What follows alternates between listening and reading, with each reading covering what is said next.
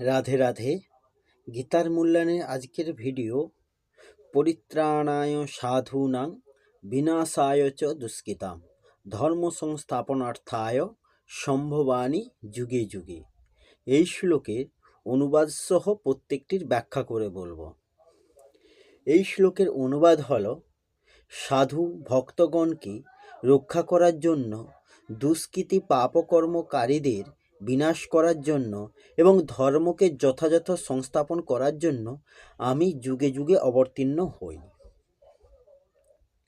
এই শ্লোকের ব্যাখ্যা হল, পরিত্রাণায় সাধূনাম, অর্থাৎ সাধু ব্যক্তিদের দ্বারাই অধর্মের নাশ এবং ধর্মের প্রসার হয়।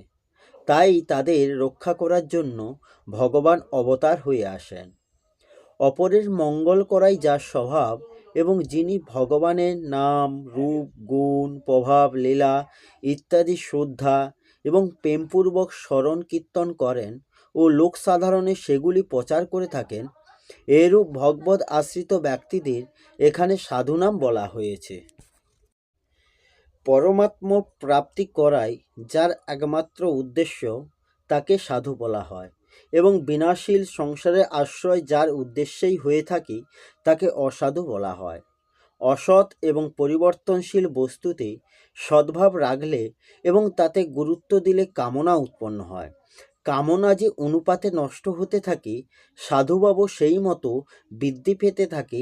আবার কামনা যেমন বৃদ্ধি পেতে থাকে, সাধুভাবও সেই রকম লোপ পেতে থাকে। কারণ অসাধুতার মূল কারণ হলোই কামনা। সাধুতার দ্বারা নিজ উদ্ধার এবং মানুষের উপকার স্বতই হয়ে থাকে। সাধু ব্যক্তিদের ভাব এবং ক্রিয়ার পশু, পক্ষী, বৃক্ষ, পর্বত, মানুষ, দেবতা, পিতৃপুরুষ, ঋষি, মুনি ইত্যাদি সকলেরই হিতে হয়ে থাকে। যদি মানুষ এইসব ব্যক্তিদের মাহাত্ম্য জানতে পারে, তাহলে তারা তাদের চরণে দাস হয়ে যায়। অপরপক্ষে মানুষ যদি কুলোকের পরিচয় জানতে পারে, তাহলে দিনের মধ্যে তাকে কয়েকবার প্রহার করে থাকে।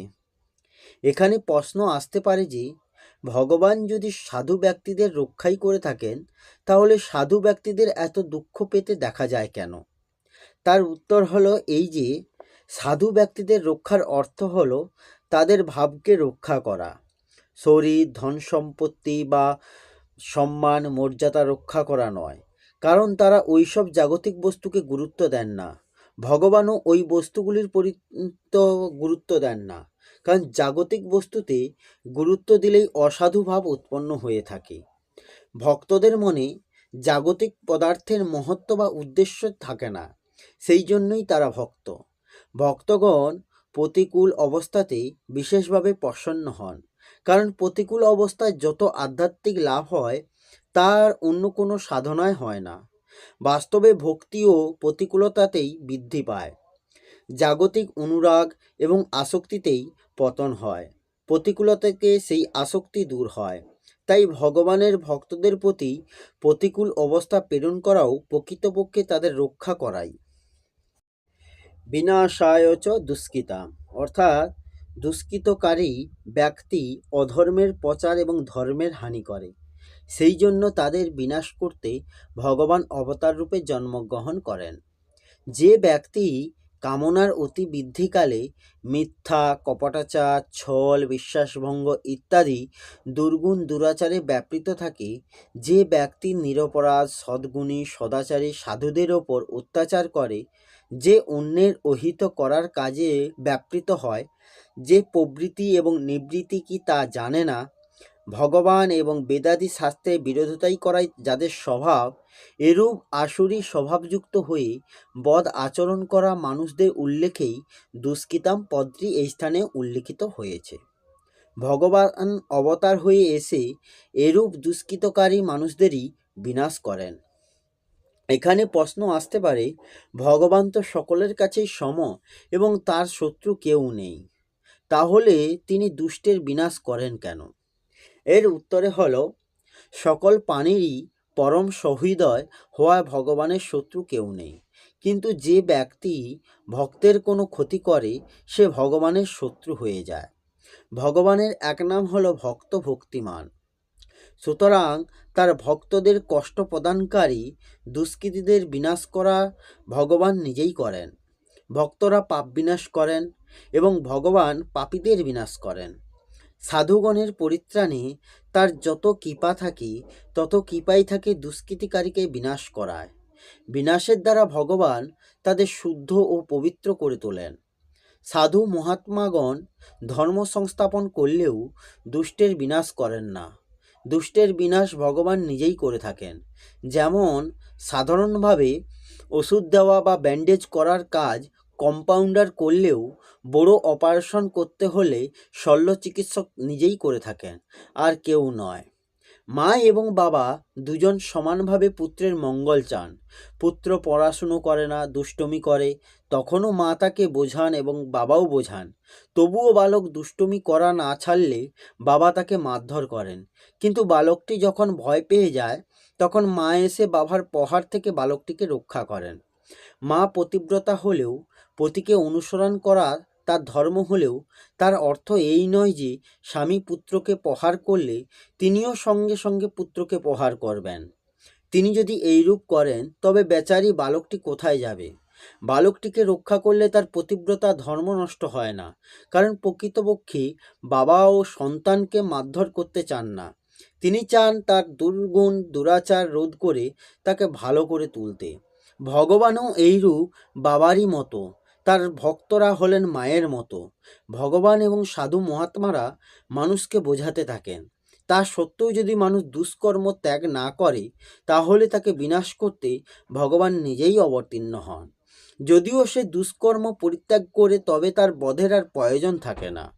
নির্গুণ ব্রহ্ম স্বয়ং প্রকৃতি, মায়া, অজ্ঞান ইত্যাদির বিরোধী নন, বরং ওইগুলি অস্তিত্ববাচক ফুরন প্রদানকারী এবং পোষক। অর্থাৎ প্রকৃতি, মায়া ইত্যাদির যা কিছু সামর্থ্য তা সবই সেই নির্গুণ ব্রহ্মেরই। এইভাবে সগুণ ভগবানও কোনো জীবের ওপর দেশ বা শত্রুভাব রাখেন না, বরং সমানভাবে সকলকে সামর্থ্য দেন এবং তাদের পোষণও করেন। শুধু তাই নয়, ভগবানের সৃষ্ট এই পৃথিবীও সবাইকে বসবাস করার জন্য সমানভাবে স্থান দেয়। সাধু মহাত্মাদের বিশেষ স্থান দেওয়া এবং দুষ্কৃতকারীদের কোনো রকম আশ্রয় না দেওয়া, এসব তার পক্ষপাতিত্ব নেই। এরূপভাবেই অন্ন সকলেরই ক্ষুধা সমভাবে দূর করে, জল সকলেরই পিপাসা সমানভাবে দূর করে, বায়ু সকলকে একই প্রকারে প্রাণবায়ু প্রদান করে, সূর্য একইভাবে সকলের কাছে প্রকাশিত হয়। যদি পৃথিবী খাদ্য, জল ইত্যাদি দুষ্কর্মকারীদের বাসস্থান, অন্ন, জল ইত্যাদি দেওয়া বন্ধ করে দেয় তাহলে তো তারা বাঁচতেই পারবে না। এইভাবে ভগবানের বিধান অনুযায়ী চালিত পৃথিবী, অন্ন, জল, বায়ু ইত্যাদিতে যদি এত উদারতা সমতা থাকে তবে এই বিধানের যিনি বিধায়ক অর্থাৎ ভগবান, তার বিশেষ উদারতা ও সমতা সম্বন্ধে কি বলার আছে? তিনি ঔদার্যের খনি। এই বিধায়ক বা ভগবান এবং তার বিধানের দিকে যদি একটু দৃষ্টিপাত করা যায় তাহলে মানুষ ভাববিহ্বল হয়ে পড়ে এবং ভগবানের চরণে তার অনুরাগ বেড়ে যায়। ভগবানের দুষ্ট ব্যক্তির সঙ্গে কোনো বিরোধ নেই, তার বিরোধ কেবল দুষ্কর্মের সঙ্গে। কারণ এই দুষ্কর্মের ফলে জগতের এবং ওইসব দুষ্ট ব্যক্তিদেরও অহিত হয়ে থাকে। ভগবান সকলেরই সুহৃদয়, তাই তিনি জগতের এবং দুষ্ট লোকেদেরও মঙ্গলের জন্যই দুষ্টের বিনাশ করেন। তিনি যে পাপী ব্যক্তিদের বধ করেন, তাদের নিজ ধামে প্রেরণ করেন, এ তার এক অপার উদারতা। এখানে একটি প্রশ্ন আসতে পারে যে যদি আমরা পাপ কাজ করতে থাকি তাহলে আমাদের দমন করতেও কি ভগবান আসতে হবে? যদি তাই হয় তবে ভগবানের হাতে মৃত্যু হলে আমাদের কল্যাণই হবে। তবে সমসাধ্য সদ্গুণ সদাচার পালন কেন করব? এর উত্তরে বলা যায় যে ভগবান সেই সব পাপীদের বধ করতে আসেন যারা ভগবান ছাড়া আর কারোর হাতে বদ্ধ নয়। দ্বিতীয়ত, শুভ কর্মে যতটা লেগে থাকা যায় ততটাই পুণ্য লাভ হয়, কিন্তু অশুভ কর্মে ব্যাপৃত থাকা অবস্থায় যদি হঠাৎ মৃত্যু বা অন্য কেউ বধ করে তাহলেই মুশকিল। ভগবানের হাতে বধ হয়ে মুক্তি পাওয়ার আশা কিভাবে পূর্ণ হবে? তাই অশুভ কর্ম করা উচিত নয়। ধর্ম সংস্থাপনার্থায়, নিষ্কামভাবে উপদেশ, আদেশ এবং প্রচার করাই ধর্ম সংস্থাপন করা। কারণ নিষ্কাম ভাবের অভাবে এবং অসৎ বস্তুর অস্তিত্বকে গুরুত্ব দিলেই অধর্ম বৃদ্ধি পায়, যার দ্বারা মানুষ দুষ্ট স্বভাব সম্পন্ন হয়ে ওঠে। সেই জন্য ভগবান অবতার রূপ ধারণ করে স্বীয় আচরণের দ্বারা নিষ্কাম ভাব প্রচার করতে আসেন। নিষ্কাম ভাবের প্রচারে ধর্মের স্থাপনা সতই হয়ে থাকে। ভগবান হলেন ধর্মের আশ্রয়। সেই জন্য শাশ্বত ধর্ম সংস্থাপন করার প্রয়োজনে ভগবান অবতার হয়ে আসেন। সংস্থাপনা করার অর্থ হল সম্যকভাবে স্থাপন করা। এর তাৎপর্য হলো এই যে ধর্ম কখনো লুপ্ত হয় না, তার শুধু হাসিই হতে থাকে। ধর্ম হ্রাস পেলে ভগবান পুনরায় তাকে ভালোভাবে প্রতিষ্ঠিত করেন। সম্যবাণী যুগে যুগে, অর্থাৎ প্রয়োজন হলে ভগবান প্রত্যেক যুগে অবতার রূপে আসেন। এক যুগের মধ্যেও যতবার প্রয়োজন হয় ততবার ভগবান অবতার রূপ ধারণ করেন। কারক পুরুষ এবং সাধু মহাত্মা রূপেও ভগবান অবতীর্ণ হন। ভগবান এবং কারক পুরুষের অবতার হচ্ছে নৈমিত্তিক, কিন্তু সাধু মহাত্মাদের অবতারকে নিত্য বলে মানা হয়। এখানে প্রশ্ন উঠতে পারে যে ভগবান তো সর্বসমর্থ, তবে সাধুদের রক্ষা করা, দুষ্টদের বিনাশ করা এবং ধর্মের স্থাপন করা, তিনি কি এইসব কাজ অবতার না হয়ে করতে পারেন না? তার উত্তরে বলা যায় যে তিনি অবতার না হয়ে যে এগুলি পারেন না তা নয়। যদিও ভগবান অবতার না হয়েই অনায়াসেই সব কিছু করতে পারেন এবং কেন করেন, তবুও জীবের ওপর বিশেষভাবে কৃপা করে তাদের মঙ্গল করার জন্য ভগবান স্বয়ং অবতীর্ণ হন। অবতারকালে ভগবানের দর্শন, স্পর্শ, কথাবার্তা ইত্যাদির দ্বারা পরবর্তীকালে তার দিব্য লীলাদি শ্রবণ করা, চিন্তন এবং ধ্যানের দ্বারা তার উপদেশ অনুযায়ী আচরণ করলে লোক সহজেই উদ্ধার পেয়ে যায়। এইভাবে লোকের সর্বদা যাতে উদ্ধার হতে থাকে, অবতার হয়ে ভগবান এই রীতি প্রবাহিত রাখেন। ভগবানের এমন প্রেমিক ভক্ত আছেন যারা ভগবানের সঙ্গে ক্রিয়া করতে চান, তার সঙ্গে থাকতে চান। তাদের ইচ্ছা পূরণের জন্য ভগবান অবতার রূপ ধারণ করেন এবং তাদের কাছে এসে তাদের সঙ্গে সমভাবে ক্রীড়া করেন। যে যুগে যতটুকু কার্য করা প্রয়োজন, ভগবান সেই অনুসারে অবতার হয়ে সেই কার্যটি সম্পূর্ণ করেন। সেই জন্য ভগবানের অবতার ভিন্ন ভিন্ন হলেও স্বয়ং ভগবানের কোনো ভিন্নতা নেই। সমস্ত অবতারেই ভগবান পূর্ণ এবং পূর্ণভাবেই বিরাজ করেন। ভগবানের কোনো কর্তব্য নেই এবং কিছু পাবারও বাকি নেই। তবুও জগতের প্রয়োজনে অবতার হয়ে কেবল জগতের মঙ্গল করার জন্যই তিনি সব কর্ম করে থাকেন। তাই মানুষের শুধু অপরের হিতার্থেই কর্তব্য কর্ম করা উচিত। চতুর্থ শ্লোকে উদ্ধৃত অর্জুনের প্রশ্নের উত্তরে ভগবান মানুষের জন্ম এবং নিজের জন্ম সম্পর্কে তিনটি বড় পার্থক্যের কথা বলেছেন। প্রথম, জানার পার্থক্য। মানুষের এবং ভগবানের অনেকবার জন্ম হয়েছে, সেই সব জন্মের কথা মানুষ জানে না, কিন্তু ভগবান জানে। দ্বিতীয় হচ্ছে জন্মের পার্থক্য।